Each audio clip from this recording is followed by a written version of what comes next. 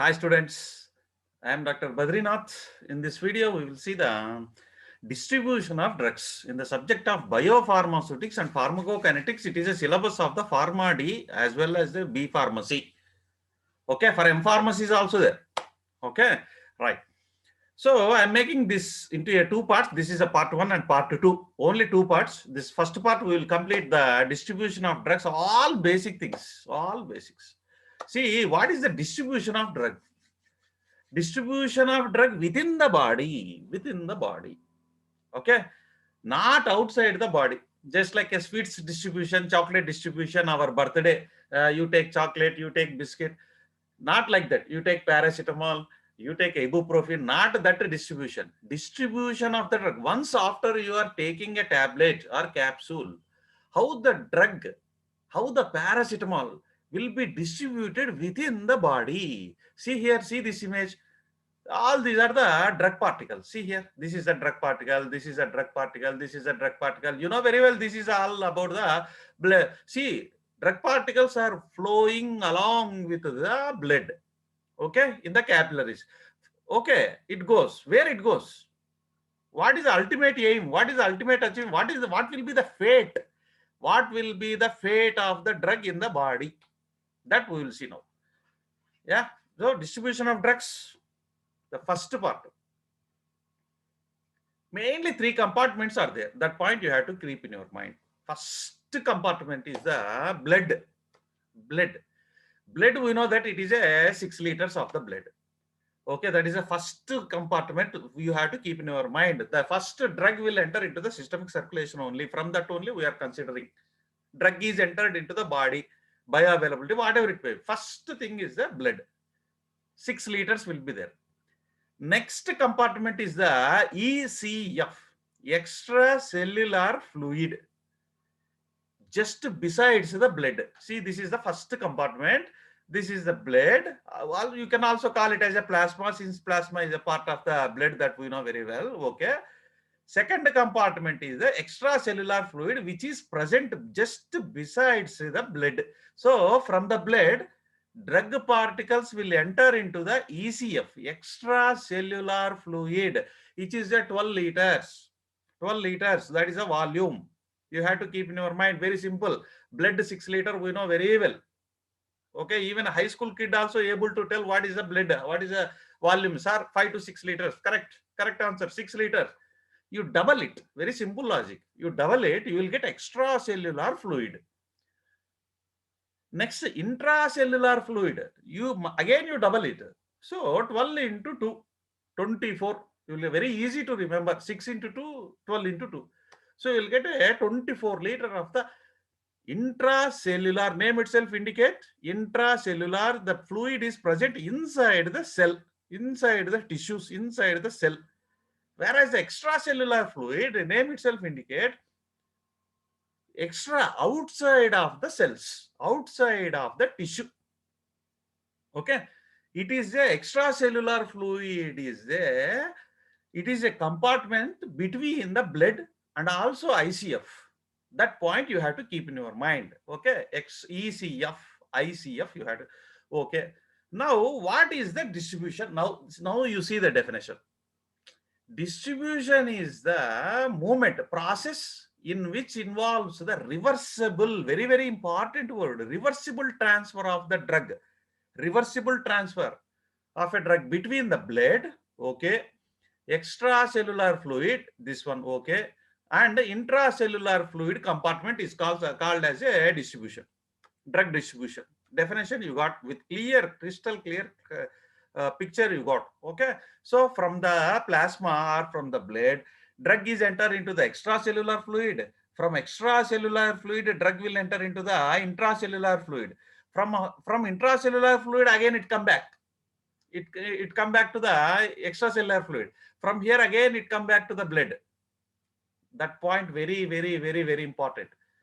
See, that's why here all the arrow marks. See here, from the blood to the ECF, reversible. From here also it is a reversible. It goes here and come back here. It goes here and come back here, like that. And keep in your mind, Here, free drug, name itself indicate free drug. It is a drug which is bounded to the plasma protein. So two types of drug molecules will exist in the body once after you are consuming that in the blood. One is the free drug. Another one is the bounded drug. Bounded with the plasma. That is another chapter. Okay, it comes. Okay, only free drug. Since it is a free, wherever it wants, it goes. That is a free. Okay, see, free drug here. Only free drug only it enters here. See, bounded drug, I didn't show any arrow mark here. That point very important key. Only free drug will enter into the extracellular fluid and again come back. It also enters here and again it come back. Okay, that is the very important point what you have to keep in your mind. This process is called as, entire process is called as a reversible distribution. Okay, distribution of the drug. Why blood is called as a central compartment? So we know that after consumption from the stomach and intestine, the drug will enter into the plasma. Same compartments here also. These three are the same picture what I am showing in the last slide, same only. But how it enters into the systemic circulation or the blood circulation means from the GAT, the tablet or capsule, whatever you have taken. Even though you are taking an injection, it will be come to central compartment only. Into the blood is the center part. So that's why only one arrow mark I have shown here. Only one direction. That is, see, only entry. It doesn't exit here. Okay, that point you have to first enter. Okay. Okay, after entry, we know very well it enters extracellular fluid. From here, it goes here and again come back here and again come back here. From here only metabolism will be takes place. It goes to the liver and again come back. Metabolites will be come back into the blood. Drug will go here, metabolized, and again it comes back here. Okay, that's why this is the called as central compartment. It entry here. Okay, it distribute here only from here and back comes here. It goes to metabolized here and again it comes back here. From here only exit also takes place. Kidney, we know drug excretion exit from the body. This is also called as a elimination. This is also called as a elimination. That point you have to keep in your mind. Drug is metabolism. Biotransformation is, it is also called as a biotransformation and is also called as a drug elimination. These two are collectively called as a drug elimination. Okay, excretion, name itself indicates X is there. Exit, you have to keep in your mind. Just get away from the body is called as a exit. Excretion, exit, ex, that you have to match it. Okay, most of the students are confusing. Elimination means either it may be a metabolism or it may be a excretion, whatever it may be, right? That's why the central compartment, blood is calling as a central compartment, systemic circulation. It is a center part. From here only absorption will be there, distribution will be there, metabolism will be there, again excretion will be there. Only free drug will show the ADME. All pharmacokinetics we know, ADME, absorption, distribution, metabolism and excretion, all. Even therapeutic action also. Not only therapeutic action, even side effects also, it must be exhibited by the free drug only. See here, this is a free drug, this molecule. Free drug. It is an unbounded drug. It is an unmarried drug particle, just unmarried. No license is required. No bond is need not to be break. It is a free. Wherever it wants, it goes the absorption, distribution, metabolism, kinetics, exit, go farm, entry into the blood, whatever it might, it can do. Whereas here, this is a bounded drug. This drug molecule, you can see here, this is a drug molecule here. This is a drug molecule. This is a free. This one is bounded. Here also you can see the bounded. Here also this is a bounded drug. This is a bounded drug. Bounded drug cannot enter. See how this bounded to the plasma protein. See, this plasma protein is a big complex in nature. It cannot cross. It cannot fit into the this pore. Okay, this is a blood. This is extracellular fluid. This is the intracellular fluid. Okay, so only free drug will show all ADME, therapeutic action, mechanism of action, even side effects also. That point you have to keep. Only unmarried drug particles will show the ADME. Yeah, these points you can write in the examination, what I have explained. Drug in the body exists either in the free form or in the bounded form. Okay. Only free drug undergoes the ADME therapeutic action. Therapeutic action, side effects also even. Okay. Distribution is a process of a drug disposition. That point you have to create. Drug disposition. Position is go on changing. go on changing. It will be there in the blood. Again, drug will be changing into ECF. Again, changes, it goes into the ICF. Again, it come back to the ECF. Again, it come back to the blood. Position of a drug go on changing. That's why drug disposition, this is also called. It is a passive, we know that in the passive transport, we know very well. So this process is a drug distribution is a passive process. It takes place from concentration gradient, from high concentration to low concentration.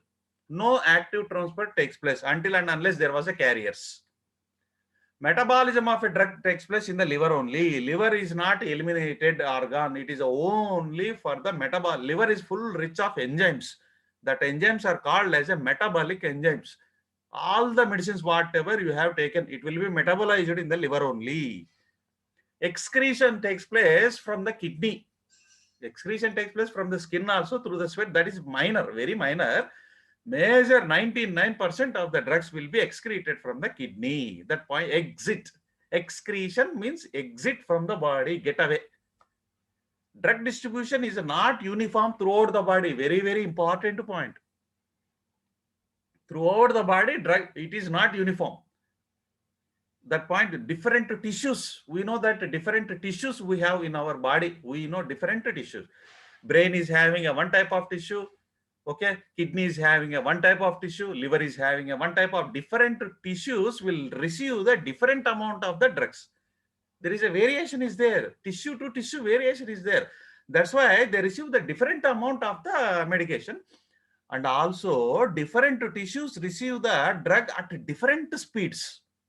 Speed also varies. Some tissues receive the drug very speedily. Why all these reasons? I will explain you. Some drugs will receive very slowly. Drug receives the very slowly. Why this? The reasons is in this are discussed below. Yeah, okay. I will show you the reasons what happened. Here, one important point, whistle. Just take a whistle.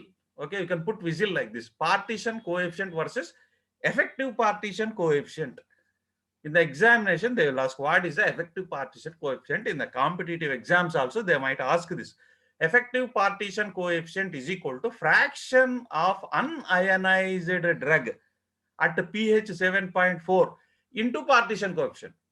What is the difference between partition coefficient and effective partition coefficient? Fraction unionized.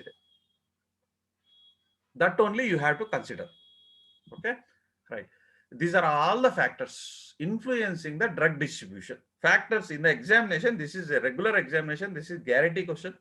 Compulsory, it comes in the examination. Okay, factors influencing the drug distribution is also called as a reasons for uneven distribution of the drug in the body. 4 reasons are there mainly. Tissue permeability of the drug, organ tissue size and perfusion rate, blood supply, binding of a drug to the tissue components. Next is a miscellaneous factor. We will see the first one, tissue permeability of the drug. Okay, it is 2 types again. Physicochemical properties of the drug molecule like a molecular weight, pKa. What is pKa? Ionization. Ionization constant and partition coefficient, KOH. Physiological barriers to the diffusion of a drug. So we will see the first one. Yeah. Now see, this is the blood. Same only, same blood. This is the ECF, extracellular fluid. This is the ICF, intracellular fluid. Okay, the same first diagram what I have shown, the same only here. Keep in your mind, unionized drug will go very fast. See here, it goes. And here also it crosses, not only entry into the ECF, but also entry into the ICF also. Very easy, it goes very freely. It is an unionized drug having a low ionization constant and large partition coefficient. Partition coefficient I have already explained. Higher the partition coefficient, higher the lipophilicity, and easily it crosses the barrier. Okay, whereas here you can see ionized drug. Mark is there, ionized plus, either plus mark or minus mark you have to mention because it is ionized. Here unionized drug, that's why you should not show any type of sign here. Okay, so ionized drug having a large ionization constant, that's why it is an ion. It become an ion. Why it become ion like a plus or minus? Because it consists of a large ionization constant. That's why. and low partition coefficient. That's why only it passes through the pores. If pore is there in the blood wall, it crosses through the pores only. Okay, but it cannot enter into the cell. It cannot enter into the tissue. It comes back. It never goes because it is a polar. It is an ionized drug. Ions will not be permitted very easily into the intracellular fluid. However, this crosses because blood capillary consists of a number of a poles, small pole. Easily it crosses. It's not a problem. Okay. This is the reason why thiopental in the brain receives the much amount of thiopental injection. When you give an injection of thiopental, more and more amount go and sit in the thiopental in the brain. Whereas a penicillin will never crosses the blood-brain barrier. Never crosses. Never crosses. It will be there in the ECF, extracellular fluid only. Because this is a polar drug. It is ionized in the plasma. Penicillin, all penicillins will be get ionized in the, see here, ionized in the plasma. It is a polar compound. Okay, water soluble. It is a hydrophilic nature. It loves the water. See here, it becomes easily ionized. So it crosses through the poles of the capillary, blood capillary, enters into ECF. But it mainly do not crosses the even blood-brain barrier. It do not crosses even single molecule also. Penicillin cannot enter into the brain. Why? The reason. This is the reason. Whereas a non-polar drug, this is a non-polar. Lipophilic drug. Thiopental is a lipophilic in nature. Unionized drug. See, all characters, whatever it want in there. So easily enters into ICF, ECF, easily enter into the ICF. That is a brain here. Like that. This shows the reason why some tissues, brain tissue receives the some drugs much more. Whereas some tissues will not receive. This is the main reason. First one is tissue permeability of the drugs. Tissue gives the permission. Tissue gives the permission to the drug to enter into the tissue or not. All tissues having a just like a door. All tissues in the body, different tissues have, whenever blood will bring the drug to that door, some tissues will open the door. Some tissues will never open the door. When it closes the door for drug particles, it is not easy to enter into the, because the drug is closed. Tissues are like that only. See, first reason, there is a two reasons are there. Why different tissues in the body receives the different amount of the drug. First reason, rate of tissue permeability. Some tissues permits the drug very easily. See, this is the drug particle dancing. It entered easily. See how easily it entered. So this tissue, this house or tissue permits the drug particle very easily. Drug particle is dancing because it easily entered here. See, some tissues permits the drug very easily. That's why more drug will be accumulated in those type of tissues because permission is easy. Whereas here you can see the door is closed, not at all allowing, not at all permitting the drug molecule inside. Some tissues does not permits the drug very easily, never permits. So less drug will be accumulated in those tissues. Only small amount you can be fine. First one is tissue permission, just like a passport, either you are permit or not. No, some tissues will permit fast, some tissues will not. Just like some countries will permit, give the permit very easily, so you can come, you can go easily also. Whereas some countries never give the permission. It is a very strict. So it is very problematic to go those type of countries. The same fashion only here only. Number two, that is a reason number two here. Blood perfusion rate. Blood flow, see here, blood flow to some tissues is very high, especially to the brain, to the liver, to the kidney. Perfusion rate is very fast. See here how the perfusion rate is very fast here it is. Whereas here see, perfusion rate is very slow, slowly moving blood particle. Some tissues will receive the blood supply to some tissues is less only. For those tissues, less amount will be enter into because the blood supply is less. So less amount of the drug will go to that only. Okay, so blood flow to the some tissues is high. That point you have to keep in your mind. Example is a brain, liver, kidney. Okay, blood flow to some tissues is very low, just like a bone. Okay, this point you have to keep in mind. First one is a rate of tissue permeation. Number 2, blood supply to that particular tissue. Now, very interesting point, very dancing. You can put a dance after knowing of this point. Two factors we have now. First one is the tissue permeability. Number 2 is the blood supply, blood flow to that corresponding organs. Now consider that. Now we have considering now. Consider that.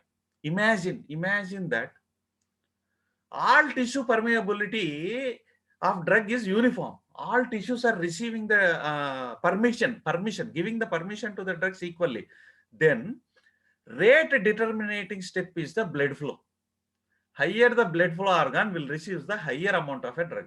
The lower the blood supply, lower will receive the amount will be enter into the blood.